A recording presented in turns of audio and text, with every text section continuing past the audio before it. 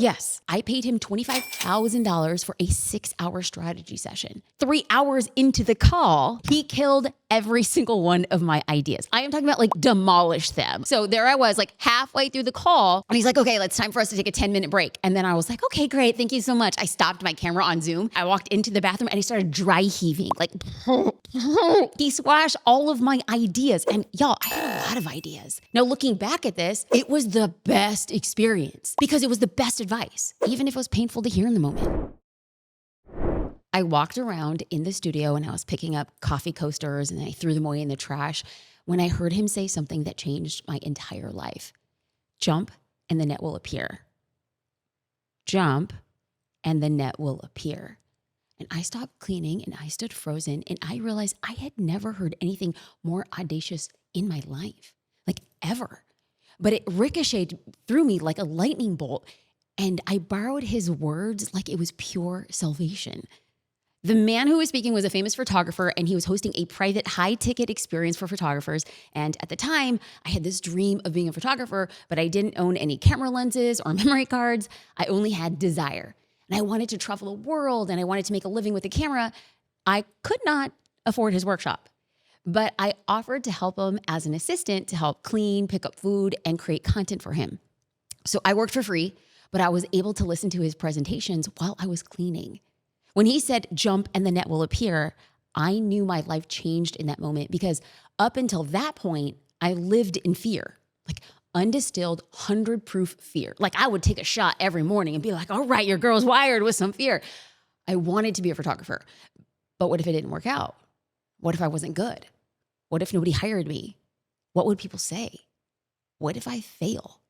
Like all those questions were rooted in fear. And fear, well, for the majority of my life, I let fear drive my decisions. I was afraid of being a statistic as the daughter of an immigrant. So I got straight A's in high school so I can get a full ride scholarship to college.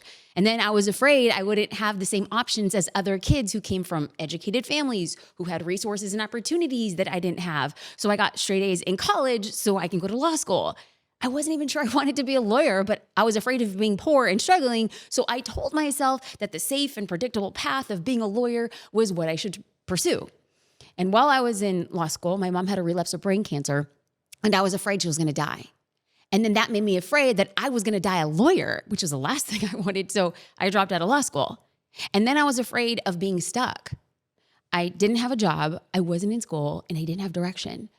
But I had this nagging desire. Like maybe if I was courageous enough, I would say I had this hope. I wanted to be a photographer, but I didn't even own a camera. And so that's how I ended up in that photographer's studio on that sunny afternoon. I was cleaning his studio and I realized that I had never, not once, jumped into the unknown. So my fear kept me trapped. And for the first time, I decided I wanted to try something new, despite my fear. Like the fear didn't go away. In fact, if I'm being honest with you, the fear got even bigger. But I was more afraid of staying in the same place for another year and then having nothing change. There is the fear of staying the same, and then there's the fear of the unknown. So both of them scared me, but one of them held the chance of unlimited upside. So since that day, I have used his mantra, jump and the net will appear, every time my business expanded. I became one of the most internationally recognized photographers in the world. And I traveled internationally to shoot as well as to speak on stages around the world. And then I created digital resources that created millions of dollars, and a membership that created millions of dollars, and a tech company that created millions of dollars, and a business coaching program that created millions of dollars.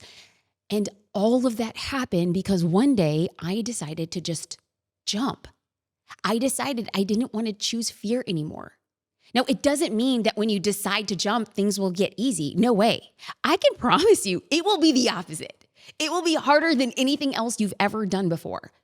But I can also promise you that it's so much better than staying stuck in the same place, doing the same thing. One time I decided to jump and hope that the net would appear when I invested $100,000 in a 4-month executive and leadership development program with Gary Vaynerchuk. And no, I didn't stutter. It was $100,000 for 4 months. And that was like literally hands down the biggest investment I had ever made in myself. But getting access to Gary, his team, and his executive coaches changed me from the inside out. I thought I was totally crazy to make that investment, but I knew without a doubt that it was going to work, that I was going to work. I was going to do everything they told me to do. I was going to get a result because I had skin in the game, a lot of skin. I was ready to step into the new level of my life. So looking back, I became a stronger leader. I made more incredible connections, and being able to see Gary work up close, that was incredible. I ended that program with a clear idea of how to structure my business for more growth, and I walked away cultivating my leadership team.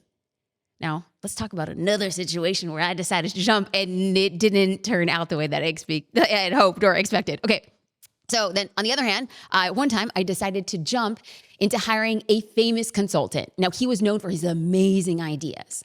The promise, like his shtick, like what he was most known for, was coming up with massively scalable ideas. Now, at the time, I was working with my development team and I wanted to expand our feature set. So I decided to invest in his one-day consultancy to give me the right roadmap for developing our tech. So halfway through our 6-hour call, so I booked him for a 6-hour call, I was totally and completely panicked, because I was terrified that I thought it was a $25,000 mistake in one day. Yes, I paid him $25,000 for a 6-hour strategy session. So 3 hours into the call, he killed every single one of my ideas. I am talking about like demolished them, like probably looked across and was like, this poor girl, bless her heart, she ain't going nowhere. So there I was, like halfway through the call, and he's like, okay, it's time for us to take a 10-minute break. And then I was like, okay, great. Thank you so much. I paused, I stopped my camera on Zoom. And then I walked away. I walked into the bathroom and he started dry heaving. Like,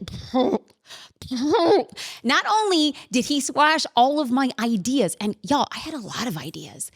He didn't have any new ideas for me.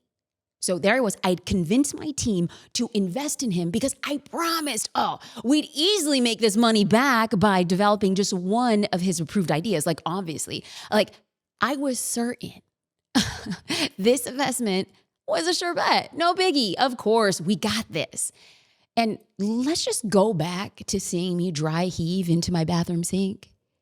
Getting back onto the call, I would tell you, I was humiliated. I had to look at my team and being like, oh my gosh, was this a mistake? And I felt like I'd wasted so much money.